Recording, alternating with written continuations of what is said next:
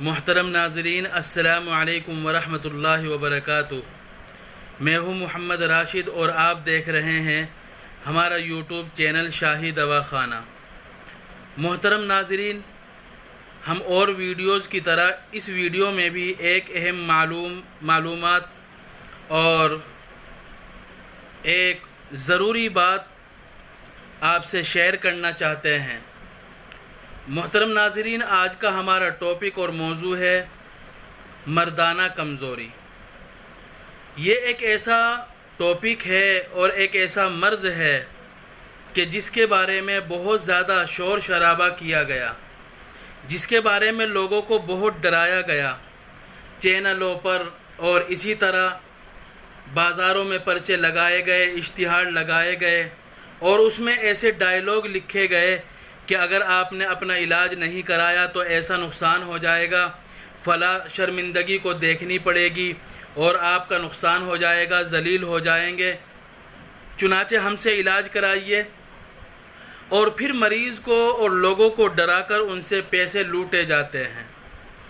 محترم ناظرین، جس طرح کا یہ مرض ہے اس سے کہیں زیادہ لوگوں کو اس کے بارے میں ڈرایا گیا۔ مردانہ کمزوری یقیناً ایک مرض ہے، مردانہ کمزوری یقیناً ایک بیماری ہے، لیکن جس طرح لوگوں کو اس سے ڈرایا گیا اور لوگوں کے ذہن میں یہ بات ڈالی گئی کہ یہ لا علاج بیماری ہے، اگر اس کا علاج کرانا ہے تو بہت موٹی رقم، بہت زیادہ پیسہ روپیہ خرچ کرنا پڑے گا۔ محترم ناظرین، اس طرح کی بات نہیں ہے۔ جو لوگ مردانہ کمزوری کا شکار ہے وہ اطمینان رکھے، اپنے آپ کو تسلی دے، اللہ تعالیٰ سے دعا کرے، گندی عادتوں سے دور رہے تو انشاءاللہ اللہ تعالیٰ کی ذات سے امید ہے اس کے سامنے ظاہر ہو جائے گا۔ تھوڑی محنت سے اس کو پتہ چل جائے گا کہ کسی طرح کی کمزوری اس کے اندر نہیں ہے۔ محترم ناظرین، مردانہ کمزوری دو طرح کی ہوتی ہے۔ کبھی تو ایسا ہوتا ہے کہ آدمی کو کوئی ٹینشن ہو گئی، کاروبار میں کوئی نقصان ہو گیا، گھر میں لڑائی جھگڑا ہو گیا، یا اسی طرح کوئی بھی پریشانی والی بات اور غم والی بات اس کے ذہن و دماغ پر بیٹھ گئی، جس کی وجہ سے اس کو اپنے آپ میں کمزوری محسوس ہونے لگتی ہے۔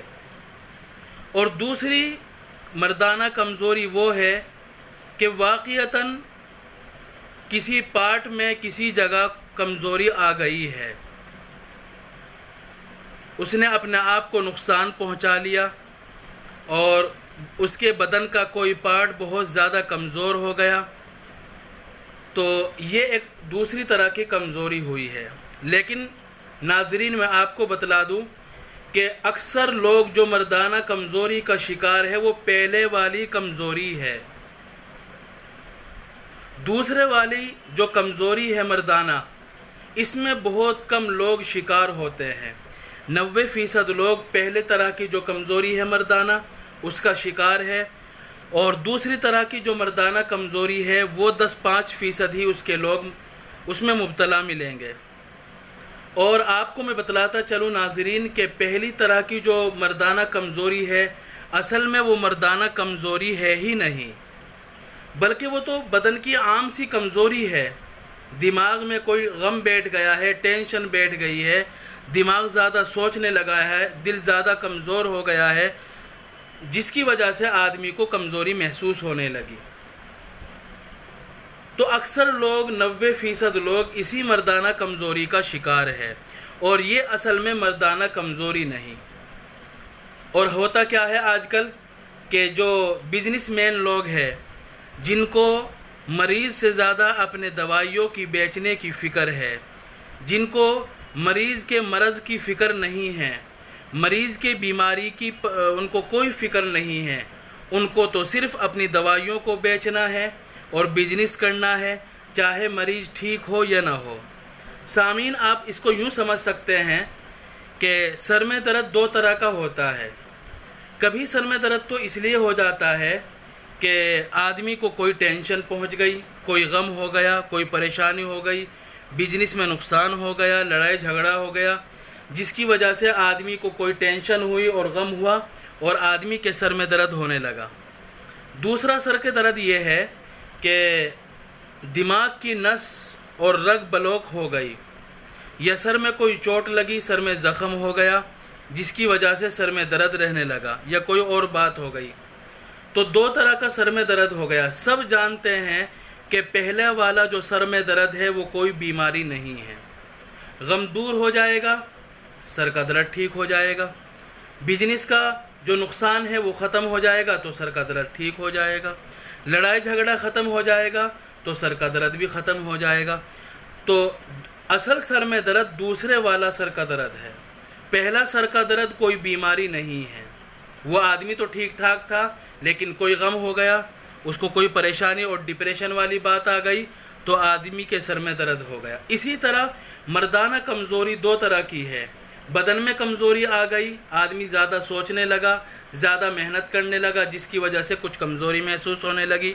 اور دوسری مردانہ کمزوری یہ ہے کہ اصل میں اس کا کوئی پارٹ زیادہ کمزور ہو گیا، اندر کا نظام اور اس کا جو سسٹم ہے وہی خراب ہو گیا۔ تو پہلے والی جو کمزوری ہے وہ اصل میں مردانہ کمزوری نہیں ہے، وہ اس کے ذہن میں اور اس کی نظروں میں، اس کی نگاہوں میں مردانہ کمزوری ہے، اصل میں وہ مردانہ کمزوری ہے ہی نہیں۔ اور یہی اکثر لوگوں کو مردانہ کمزوری ہوتی ہے۔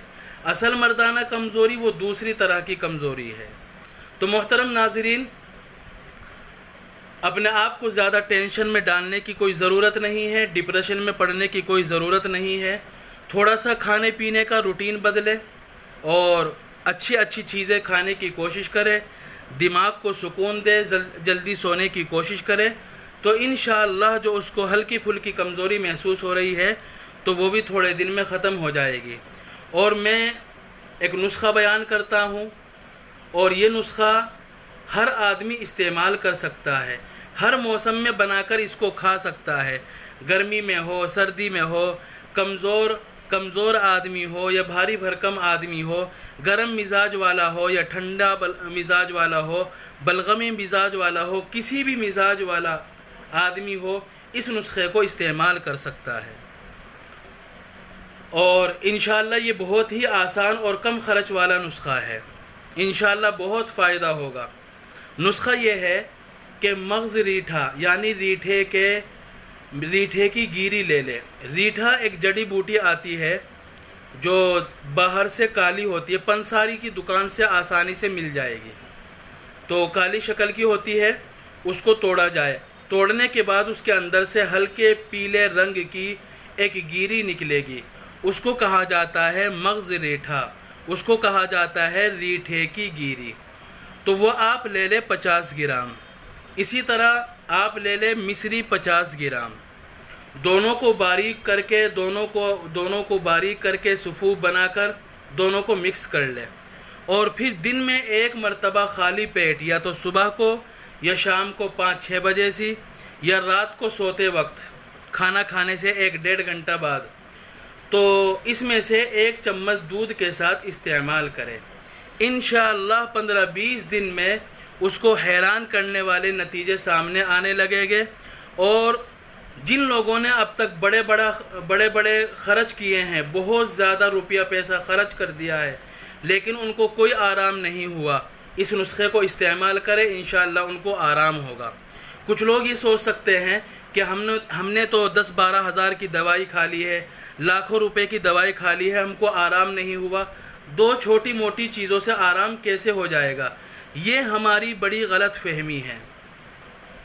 علاج کا تعلق دواؤں کے زیادہ یا کم ہونے سے نہیں ہے، بلکہ دوا کا مرض کے مطابق مل جانا اور اس کا استعمال کرنا، اس بات سے علاج کے صحیح ہونے اور دوا کے صحیح ہونے کا اس کا تعلق ہے۔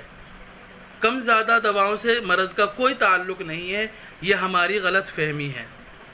تو محترم ناظرین، اس نسخے کو استعمال کریں، اور جو ذہنی دباؤ اپنے آپ پر ڈالا ہوا ہے، جو ڈپریشن کا شکار ہو گئے ہیں، تو وہ اپنے آپ کو تسلی دے، اپنے آپ کو ڈپریشن سے باہر لائے، اپنے آپ کو ایک اچھا خاصا انسان بنا کر جینے کی اپنے آپ کو کوشش میں ڈالے۔ تو کسی طرح کی کوئی ٹینشن والی بات نہیں ہے۔ ہاں، اس کو کھا کر اگر کسی کو آرام نہ ملے تو وہ ہم سے رابطہ کر سکتے ہیں، یا کسی اپنے آس پاس علاقے میں کوئی اچھا حکیم ہو، اچھا طبیب ہو، اس کو بھی آپ دکھا سکتے ہیں۔ ہمارے سے اگر رابطہ کرنا چاہے، ملنا چاہے یا مشورہ کرنا چاہتے ہیں تو وہ ہم سے بھی مشورہ کر سکتے ہیں۔ ہمارا واٹس اپ نمبر ہے 9639505852 96395058 اور 52۔ یہ ہمارا واٹس اپ نمبر ہے۔